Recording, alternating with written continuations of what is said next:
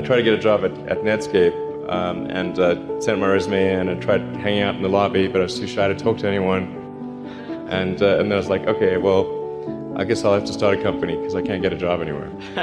You know, there are American heroes who don't like this idea. Neil Armstrong, Gene Cernan have both testified against commercial spaceflight in the way that you're developing it, and I wonder what you think of that. I was very sad to see that because those guys are,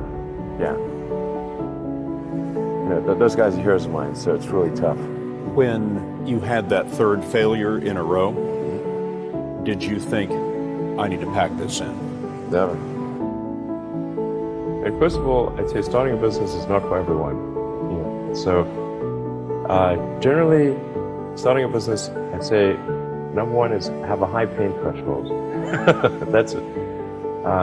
There's a friend of mine who's got a good saying, which is that starting a company is like eating glass and staring into the abyss. Okay, that's generally what happens, because when you first start a company, there's lots of optimism and things are great, and then so happiness at first is high. Then you encounter all sorts of issues, and happiness will steadily decline, and then you'll go through a whole world of hurt. If you succeed, and in most cases you will not succeed, and Tesla almost didn't succeed, came very close to failure.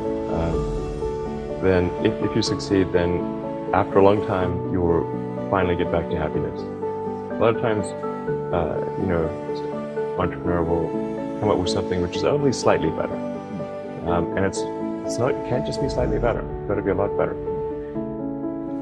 When trying different things, you've got to have some acceptance of failure, as you were alluding to earlier. Failure must be an option. If failure is not an option, it's going to result in extremely conservative choices, and you may get something even worse than lack of innovation. Things may go backwards. You've said that this has been the toughest year for you, the most sort of taxing year for you. Like, why? Well, I mean, Tesla really faced a severe threat of death due to the Model 3 production ramp. Essentially, the company was bleeding money like crazy, and just if we didn't solve these problems in a very short period of time, we would die. And it was extremely difficult to solve them. How close to death did you come? Within single-digit weeks. 22 hours a day, or like how many hours? Just working, so 7 days a week, sleeping in the factory. I worked in the paint shop, general assembly, body shop. Do you ever worry about yourself imploding, like just too much? Absolutely.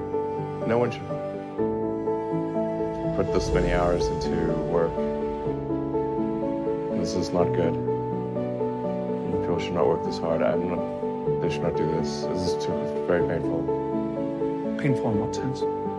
It hurts my brain, my heart. So this is not recommended for anyone.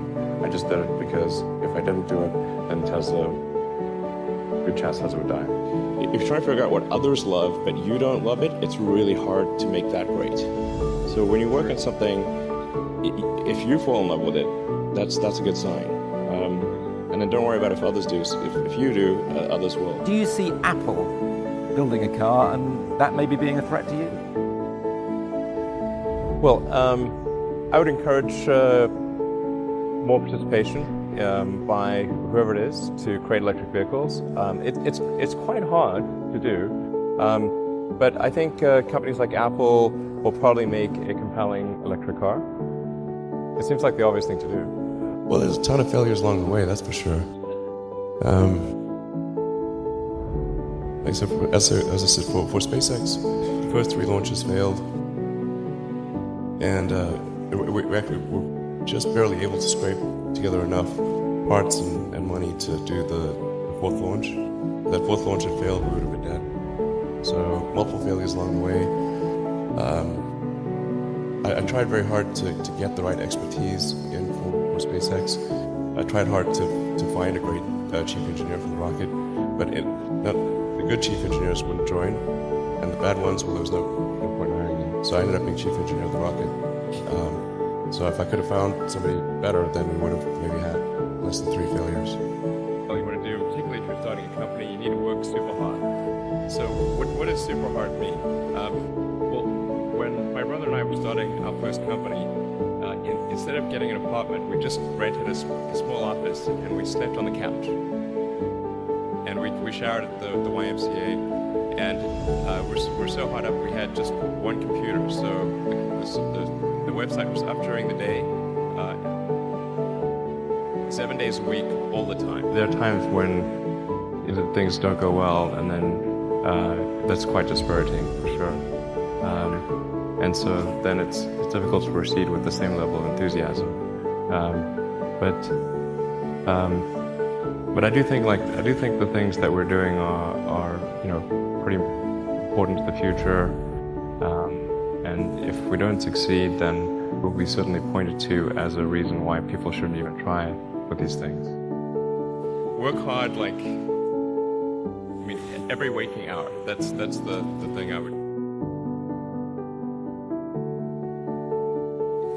And if you do simple math, say okay, if somebody else is working 50 hours and you're working 100, you'll get twice as much done in the course of a year as they did. If you're in a race, don't worry about what the other runners are doing. Yeah. Just run. You can train yourself to pay attention to the tiny details. I think almost anyone can. Although this is very much a double-edged sword, because then you see all the and then little things drive you crazy.